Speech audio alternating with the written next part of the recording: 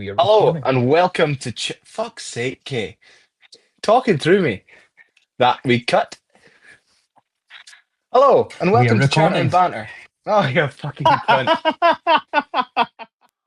3, 4. It's time.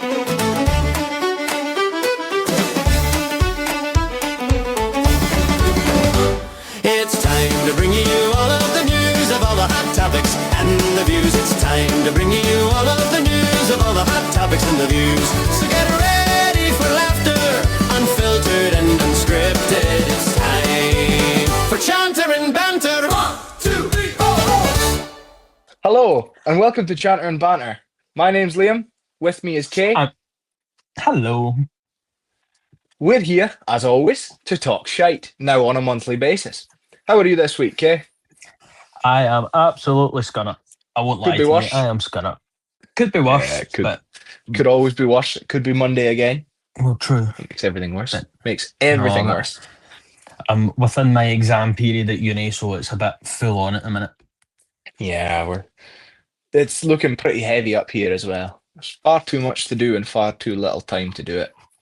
But we're Exactly. still trying to have this monthly chat now, full of all of everyone's favourite bagpiping bullshit and some If drumming anything, bullshit. If anything, it's good for us because it means we can just sit and talk shite and catch up and have a pint without actually having the pint. On pints, how's the beer tent looking? You know What's it something? doing here? It's the same here. I reckon it's going to be pretty busy, but not because people are wanting beers or just wanting in at the rain. So the queue might not be big, but the tent itself's going to be busy. Rammed. Ram it foo. At Christmas. Today, we are going to be talking about beginner bagpipe tropes, Kay. How good does that sound? Yay. Story of my fucking life. We'll get into that right after the news.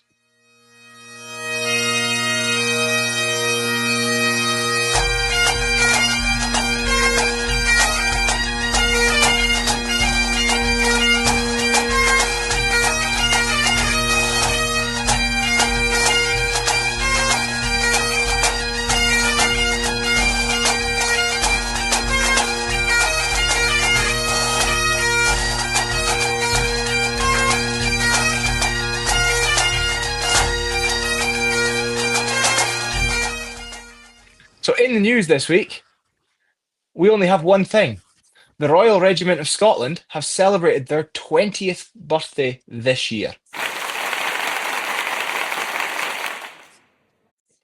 We hooked up the soundboard.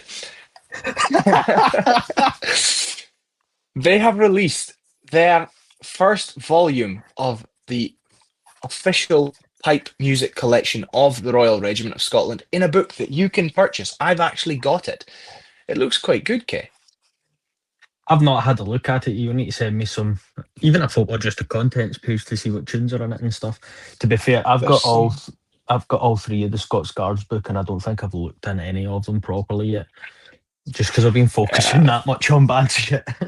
The Scots Guards books are phenomenal. They are kind of the benchmark in pipe books, at least in my band. But this book looks good, and if anyone's into just having military music collections, there's a great thing there for everyone to look at. That's really all the news I've got. But we do have some updates on everything we talked about last week. Our Lord and Saviour, Big Rab. Yes, our Lord and Saviour, Big Rab. He has answered some of our questions. So the transfer window is only for leading drummers and pipe majors. So senior members of bands do not matter. Just leading members. So really it's only the pipe The major, drum pipe major, sergeant, and drum major. the leading drummer. Not the drum Alright. major, the drum sergeant, but we'll go with it. Pipers in grades 1 and 2 can be a dual pipe major of a lower graded band. There is no need for them to leave the other band. Piper Ali plays a G1 B flat chanter. Sometimes she tapes it down to A. That's how it sounds so good with the other instruments. Would it not And make she more also sense? plays. Oh, Would it not make more sense for her just to get a G1A chanter as well as the B flat instead of trying to down tune a B flat? I don't know. Sometimes because you can get an A chanter that can be a little bit higher, and it's all about tuning. So you might as well just use a B flat and tape it down. But that box is a Dunk electric chanter pickup, so that she can add effects. That's not the end of the news from Big Rab. The 78th Fraser Highlanders wear a Balmoral. That's the one. Do you know I spent fucking I spent ages so trying to long realise- looking, and then Big Rab in seconds. It's so annoying how we don't have any of the information when we look for it, but there's always someone out there. So any questions, please put them to Big Rab and not us. That was just a polite way of saying we know fuck all, wasn't it? Pretty much, aye. But thank you very much to Big Rab, our Lord and Saviour, for his amazing knowledge and his team's amazing knowledge on that. So let's find out. What was your worst beginner habit? Next.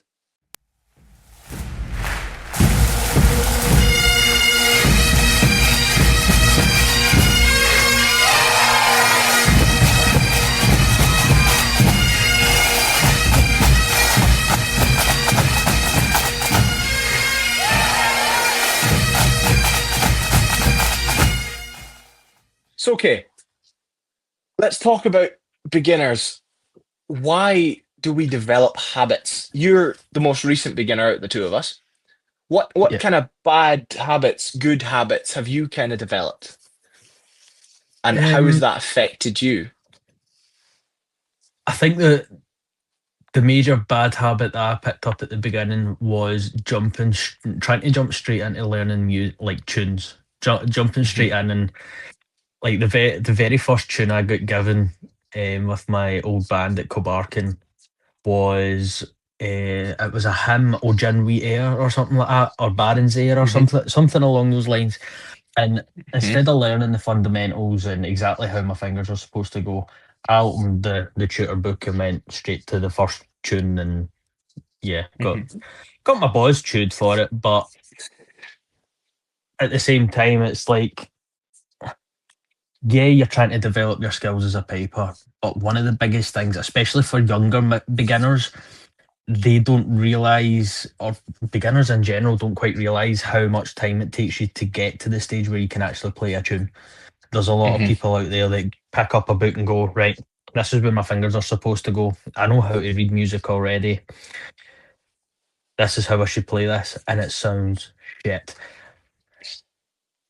Yeah, Biggest pet peeve with that. The biggest pet peeve I have with that, and it happens, is people going straight onto pipes without learning the fundamentals on your chanter first. So the way I go from the other end, obviously, as a teacher, I go from seeing them learning the fundamentals and putting them onto tunes. There's an urge of new pipers to want to get onto tunes. They want to play the instrument. They want to play pipes. They don't want to play a chanter, and they don't want to do a scale up and down 5 million times.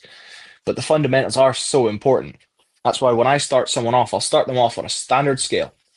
Their whole first night will just be the bottom hand. And if they come back the next time and they've still not got it, I will not show them the second hand. I will not show them the top hand until they've got the bottom hand right. And then they'll go into a G grace note scale. Then they'll do a D grace note scale, and then an E grace note scale, and then a GDE grace note scale. And building those structures in place so that they understand how these embellishments work, how they work in, helps, I think, move them on to playing tunes without that issue of I'm not playing a tune. Like everyone's heard the GDE warm up exercise. Dum dum dum die die die dum dum dum dee dee dee. Everyone's done it. It's the best warm up because it actually gets your fingers moving, and it sounds kind of tuneful. So I teach people that as opposed to the first tune. Yeah. No, I think definitely when habits develop, I mean, normally it's not when they're being taught from someone new. I think when they go away and they remember their lesson, but they don't completely remember it. So they might remember they're doing an E grace note scale, but they might forget that the E grace note is just that finger. It's not the D finger. A lot of people seem to think, oh, when I'm playing an E, it's just that. So a grace note will be just above that or below that. There's some kind of mentality in there. And it can take a while to get those basic embellishments, the fundamentals in. Not just that, but unless you've played an instrument that heavily involves your fingers before, you need to build up that coordination with your fingers, because there's certain, I'm not going to go too in depth, but as you know, I'm a med student, so I know quite a bit in depth. But your two middle fingers, they're both connected with the same ligaments and tendons. So getting them to move independently for the first time can be quite difficult for people. And unless you can build up that skill and practice that skill, it's never going to work properly. It's never going to be as smooth as what it could potentially be without putting in the practice and practicing their scales and practicing just moving your fingers independently. But that's what I think the benefit nowadays of, I mean, look at tutor books. Tutor books used to be so much bump before you got to the first tune.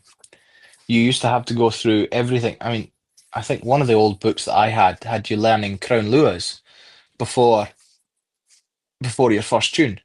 Wow. You know, it went through every embellishment. I cannot remember where I put it, but it's a fantastic book, to be fair. But it takes you through every embellishment before you go on to a tune. Now, I see why they've done that. Gets the fundamentals in place. But as we said, there's an urge to play the instrument. People want to play tunes. They don't want to play boring exercises. So having tunes that are relevant to the exercise they're doing, like a grace note, everyone knows Scots Wha Hae. One of the, in my opinion, most boring tunes on planet Earth. Right? The only embellishment work is in it is grace notes and a throw. Yep. That's it. It's a piece I of think piss. at the same time, though, when does that fall onto the beginner, or when does that fall onto us, especially as kind of, I wouldn't say influencers, but social media personalities that put videos and stuff up of us playing full tunes? Is it going to take for us to start putting little videos up of just us playing up and down the scale, or just us Well, playing a if you look at my GDE page, exercise? you will actually see that. I think it's important that the fundamentals are addressed just as much as tunes. Yeah. But I think in the long term, people don't want to just sit and do fundamentals.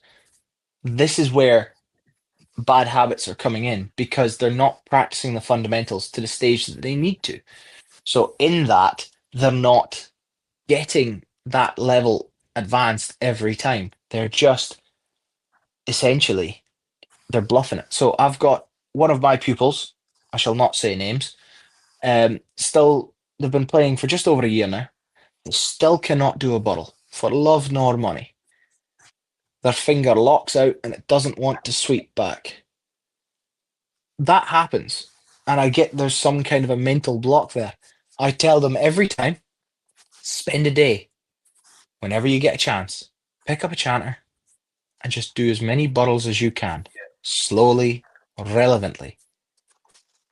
Barrels are still Don't rush definitely my kind of weak. My barrels are still my weakest embellishment. I can play a barrel, but I can't do it consistently. I'll play a barrel for the first like 3 times perfectly, and then the next 2 times after that, it sounds garbage.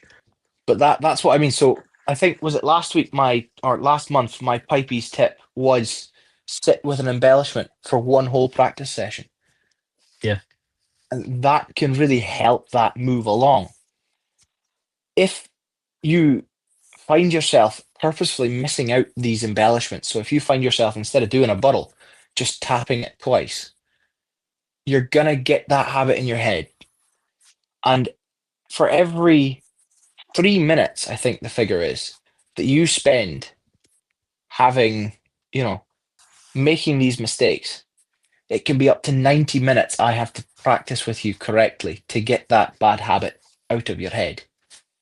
Yeah. So that's why time with a tutor is so much better spent doing things like fundamentals as opposed to learning tunes.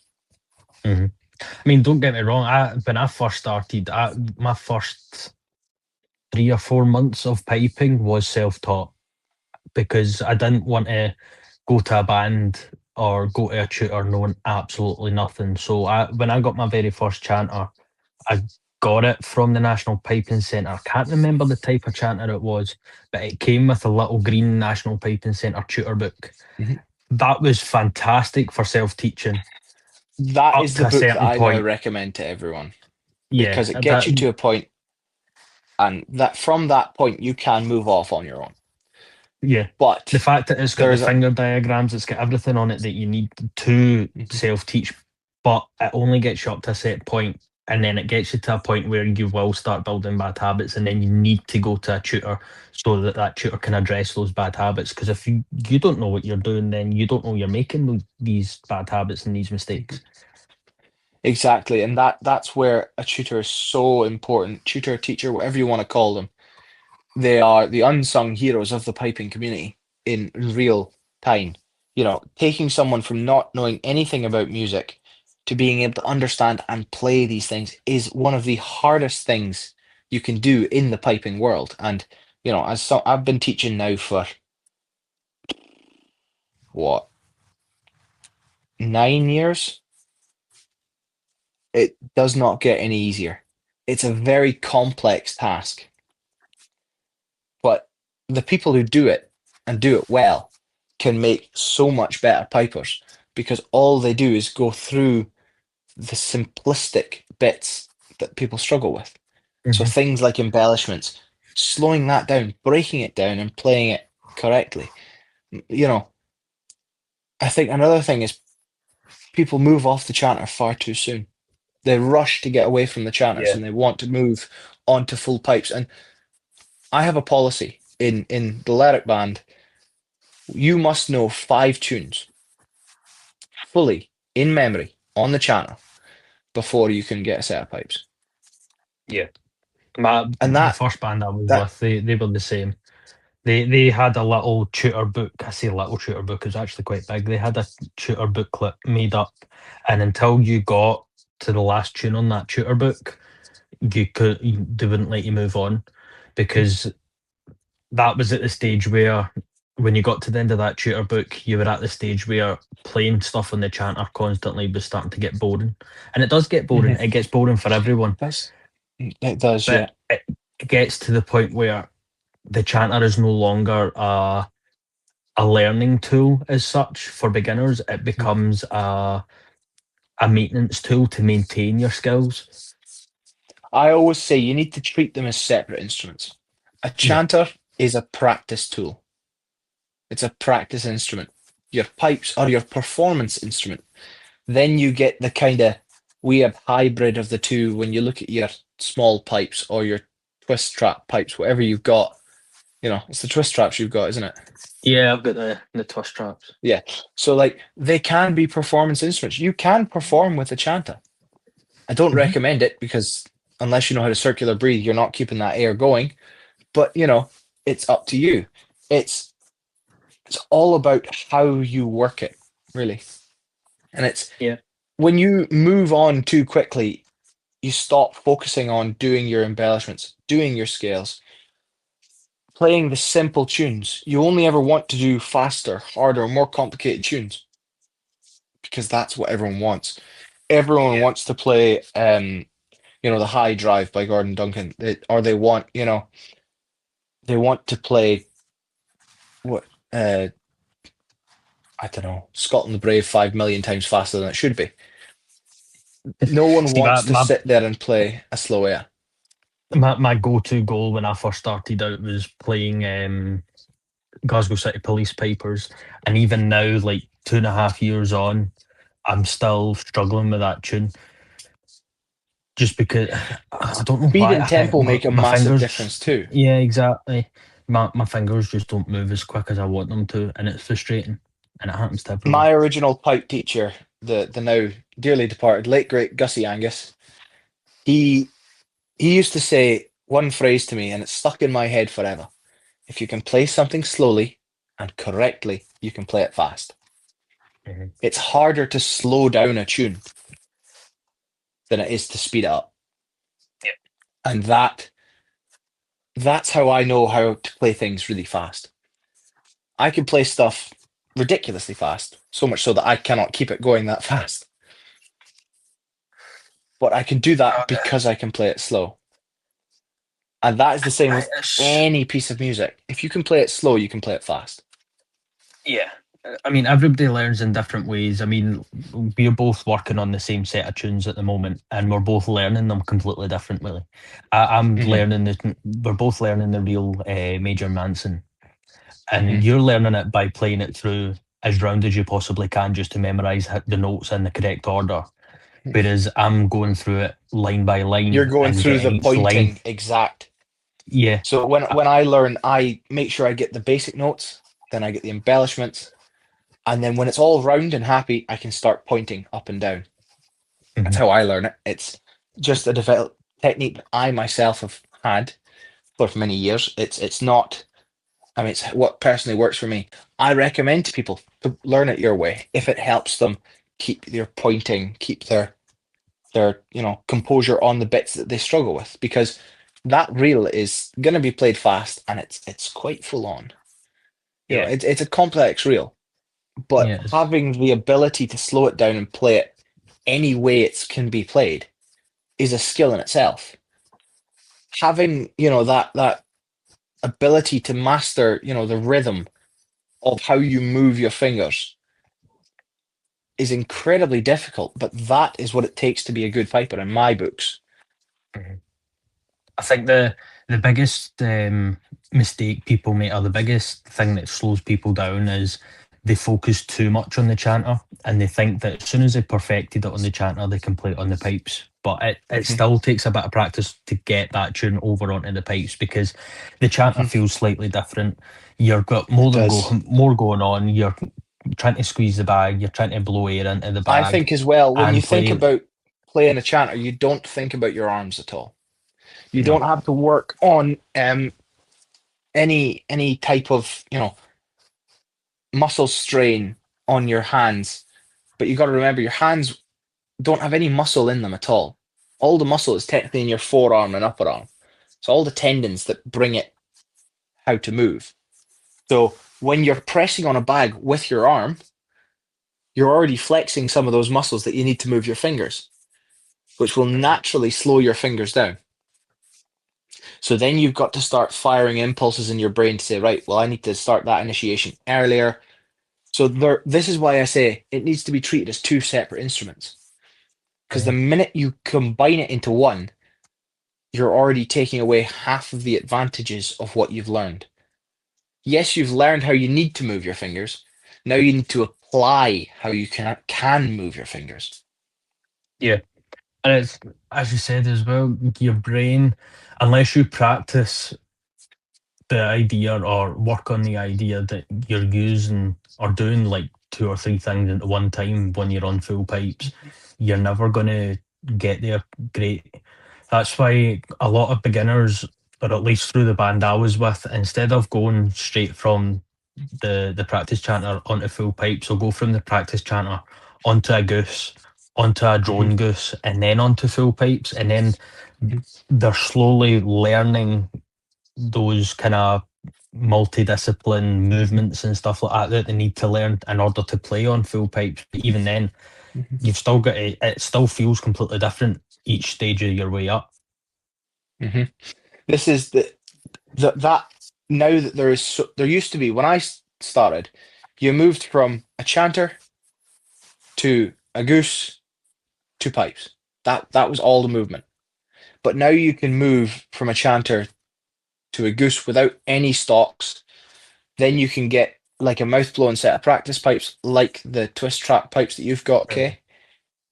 Then you can move on to a set like a goose with a drone,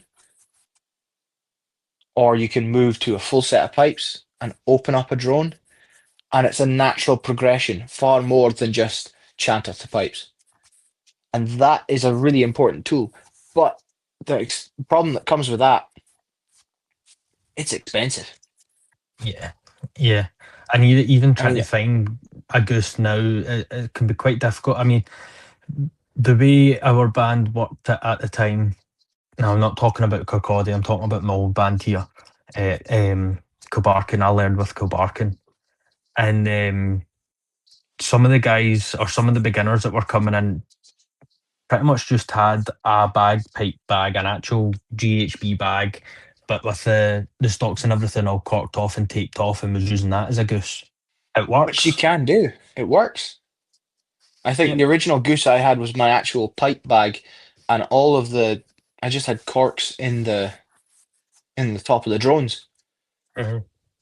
and you got used to the feeling of the drones on your shoulder as you got used to the feeling of the chanter. There was nothing going through the drones; they were completely sealed, but Yeah. it gives you that advantage.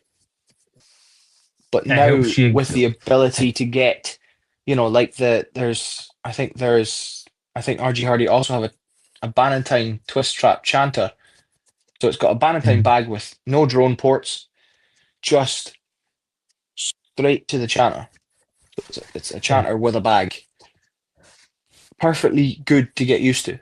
If that helps you to learn how to hold a bag, and then you need to learn how to put air through a bag, then you've got to learn to strike in on a set of pipes. That's all advancement. But I think people do advance far too quickly. I've heard If some horror anything, stories. I've heard some yeah, I proper mean, horror stories of people coming for their first night of practice, and they've turned up, they've got a chanter, they've been told to come back next week, and they'll look at getting a set of pipes for them 2 weeks in. That mhm. is far too fast. Just because the I band needs players doesn't mean it's going to help. Yeah, I seen a post on Reddit just the other day actually. Someone put up a photo of just, don't ask me what kind of pipes were. They put a photo up of their bagpipes, and the original title, if I remember correctly, it was just moving on to pipes for the first time. Any tips or tricks? Fine, fair enough. And then you actually opened up the post, and on the kind of blurb section of the post, they were explaining how they had never played a practice chanter. They were picking up pipes for the first time and wanted to know tips and tricks on how to learn the pipes for the first time. Don't do that. Yeah, that's rough. Don't do that. Make sure you start with a chanter and a tutor book, and preferably a tutor. If you cannot get a local pipe band to teach you, if you don't have a local pipe band, say you are, in the middle of the Sahara Desert, and you've not got, I don't know why you'd be wanting to play pipes in the Sahara Desert, but we'll not go there. If you're Keeps in your the middle of reeds dry. nowhere, it would do that. So if you've got no one around you, the internet is an amazing thing. So many people and places teach online for a small nominal fee. Considering the Some even for price free. of some even for free. I mean, there's I all mean, sorts of resources you can get. Like, for example, there's the Piper's Dojo. You know, there's hundreds. There's Matt so many you Willis. can't even think of them all. Matt Willis he's one on YouTube. I think, to be fair, I learnt most of how to do Pibroch from him, Mhm. and I still And hate Pibroch, but I still learnt how to do it. The there's resources one I really keep going help. to. There's one I keep Neil going to, Clark, and the Falkirk guy, piping slows you down through a tune. that's the one. Yeah. Mhm. It And he helps. goes through and breaks it all down and bits to watch out Mhm. for. He's really good. Yeah, but that's how it helps. It's like just when people rush into playing the pipes, they also rush things like their tempo, like their embellishments. Sometimes they'll just cut out all embellishments when they're playing on pipes. Sometimes they'll go too fast in every tune. So when you're seeing civvy bands marching down a street at a military pace, you can't do that. It's far too fast for a civvy band, Yeah, I've especially for still some got of these a simple bad habit. marches. That's a bad habit that I picked up when I first started, and I'm still trying to shake it. Is going in and playing a new tune far too quickly And and people just who take a crushing new tune everything. And straight to the pipes, I always say, if you cannot play a tune on a chanter, even if the music is in front of you, 3 times through at normal speed, you should not touch it on the pipes. Mhm. When you're looking just at think it, of your neighbours. nah, we don't think of them. Just So when you're looking at a tune, you should be able to play it 3 times through thoroughly, correctly, at normal speed. And then when you play it on pipes first, you should slow it down. Yeah. Play it slowly on the pipes for the first time with the music in front of you. Make sure you've got that music so that you can keep yourself informed and correct. It'll actually help you massively, even if you don't I look at think every part of that tune. I think a lot of people's issues with playing too fast comes down to the fact that they're not used to playing with a metronome, or if they do play with a metronome, they've not got it loud enough that they can actually hear Mhm. it when they're on their pipes. What I tend to do is Mhm. I've got a metronome app I use called Soundbrenner, and it's actually really good because you can go on and you can change the time signature, blah blah blah, but you can also change the sound of the beeps. So I've got my beeps sounding Okay. exactly like the bass drum. So instead of beep Okay. beep beep, sounds like the bass drum, and it gets me used to playing with the bass With a drum bass drum. playing. Mhm. But Exactly. It makes I've got it absolutely in my phenomenal. earphones in my ear. So I normally put them in my right, put an earphone in my right ear, so it's away from the in my left ear, Mhm. sorry, so that it's blocking the sound coming in for the drones at that side. I can still hear the pipes through my Mhm. right side, but because I'm blocking that left ear, I'm not getting the metronome's not getting drowned out Mhm. by the sound of the pipes. I can still hear the metronome. Well, tell you what, okay. Let's issue a challenge here. So to everyone listening to this, take the tune that you are learning, reduce the tempo by 10 beats per minute, give or take, and play it at that tempo. See how your fingers respond, how your playing responds to doing it. And then we'll do it too. How Yeah. does that sound? Yeah, we'll play it. We'll do the same tune. We'll do the tune Mhm. that we're both learning, and then we'll do it with a metronome as well, so we've got the Mhm. same speed. Yeah. So we'll go for, let's say, I think it's meant to be played at, what is it, 80? Give or take. Yeah, I think it's like 84 or something So like that. if we call it 70, and let's learn Fuck, it at that's that, slow. it's hard. But this is the thing. So if you can play it slow, correct, you can just speed it up.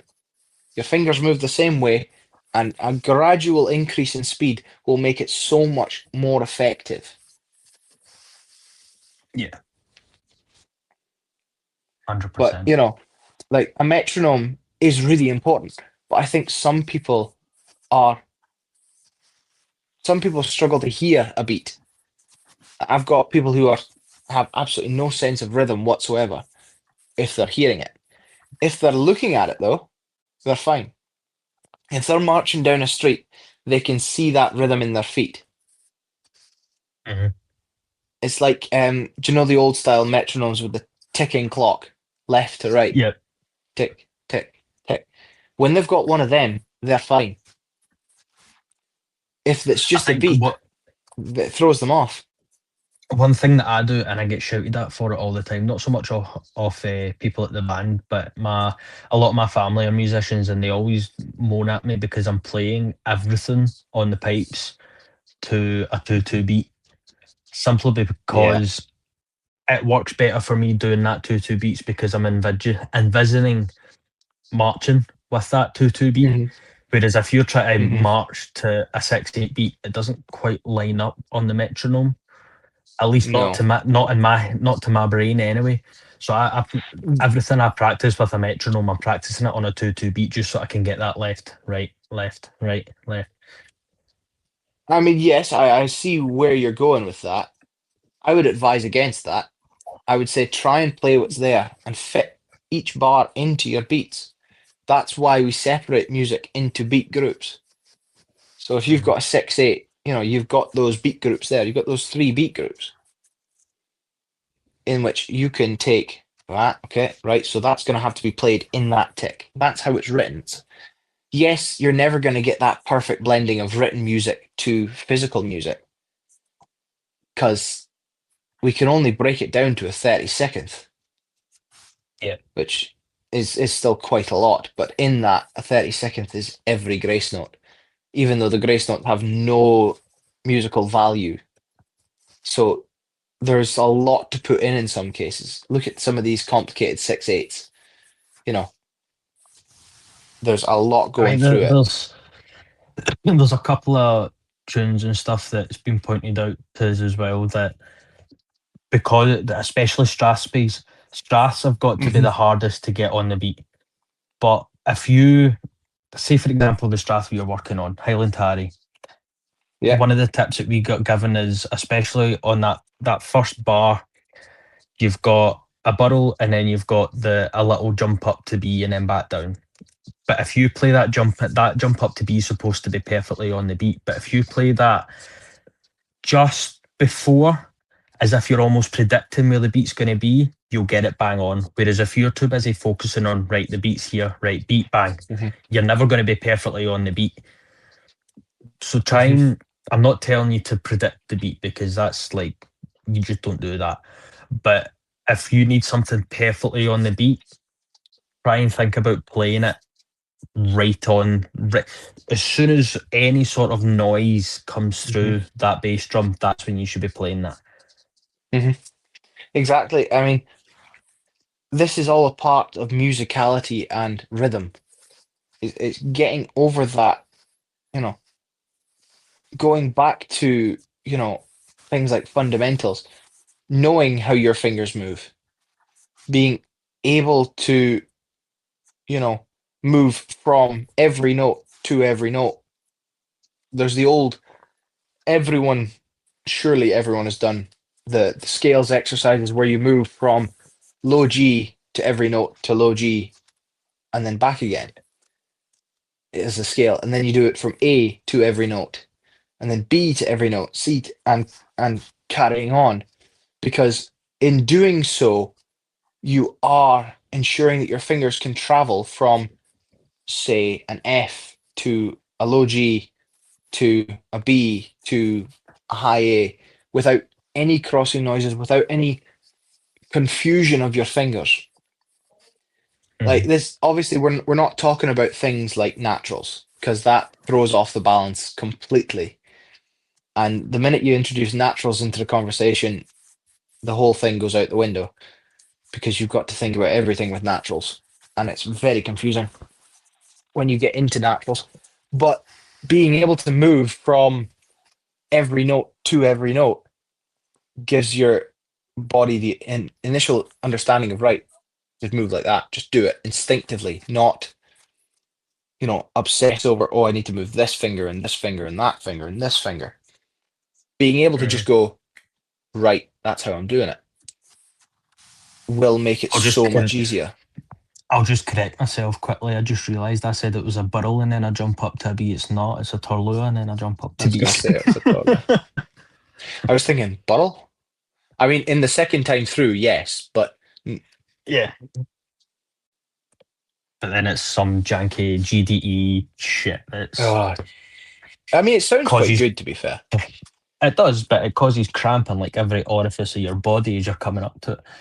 That's another one of my habits. That's still death grip. That's a really bad habit. So I always say to think about it, like there's two. If I'm talking to a child, it's a poo in a balloon.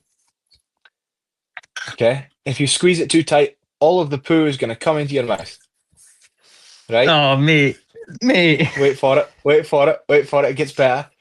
For all the adults, it's a used condom.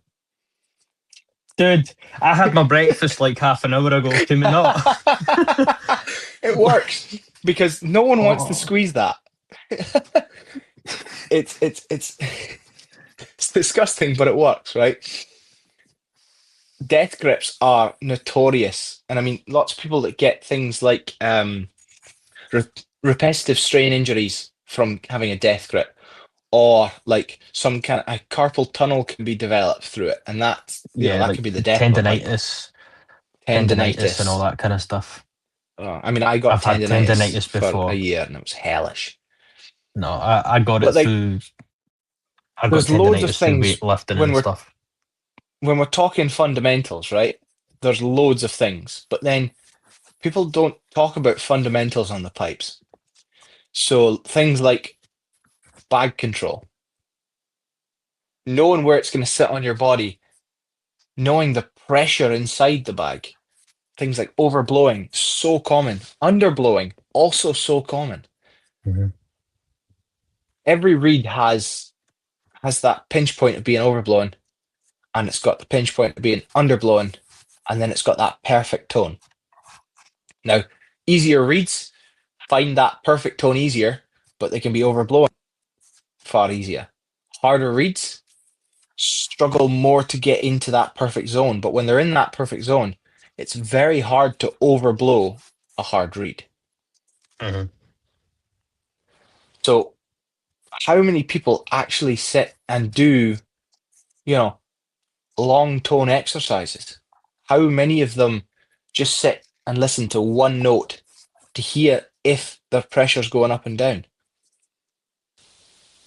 I think one of the good things as well that we got shown with Kirkcaldy was how to make your own is it a hydrometer they're called? Hydrometer, yeah. You can make your own pretty easily and hook it up to your drones, and it shows you right in front of you if your For those blowing's of you off, who even do if not you can't know quite hear it. what a hydrometer is, it's essentially a pressure gauge. So when you look at it, there's a needle that moves up and down with pressure. If your pressure is not steady, it will be going left and right, up and down, whatever way you've got it set. If you are steady, the needle will stay constantly solid. Mhm. Sorry. I mean, there's apps and you can go and buy them and stuff, but it's relatively cheap and easy to make your own. And if you can make your own and you can use it as part of your kind of, no, I wouldn't say daily practice because it's a bit of a faff connecting it, but if you can make it a part of a kind of semi-regular routine so that you can keep Once an a eye on week. your pressure, especially if you're moving up, if you're still fairly new to the piping like I am and you're slowly moving up reed strengths, hmm it keeps you in mind of, right, this reed needs a little bit more pressure than what I'm used to. This is where it should be hmm playing at. Because I'm playing at this, I'm tiring quicker. So at what point am I getting tired? hmm And talking about reed strength, let's talk about Pipey's tip of the month. It's time for Pipey's Tip of the Month!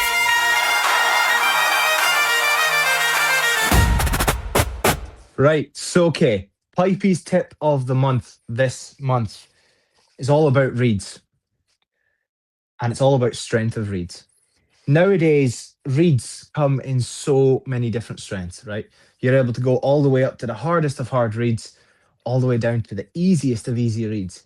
When you're just starting out, blow an easy reed.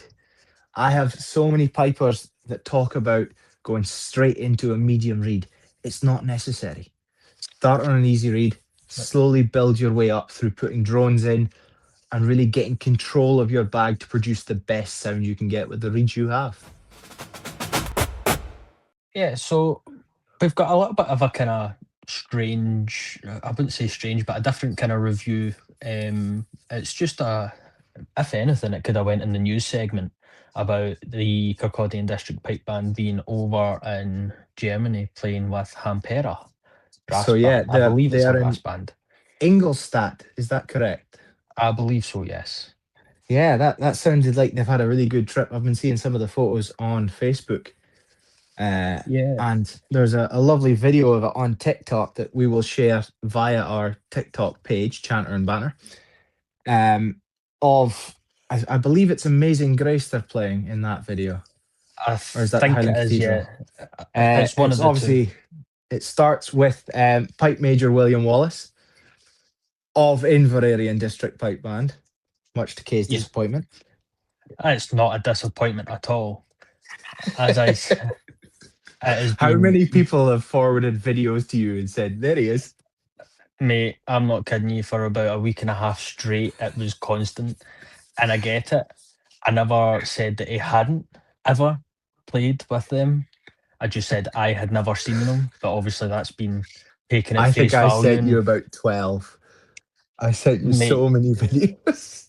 the videos and the screenshots and stuff that you sent was just like the tip of the iceberg. Like, honestly. Well, to be fair, another thing we've got to mention about William is obviously his name. He's got the best name in the history as a Scotsman. Oh, You it's know, like William Wallace. What a name. What a a legend. fantastic name for a pipe major. George knew exactly what he was doing. So that's number one. A shout out to William and George of the Kirkcaldy District Pipe Band. And yeah, if we can, we will put the audio in from that video to hear them playing. I think it was Amazing Grace. It was either that or Highland Cathedral.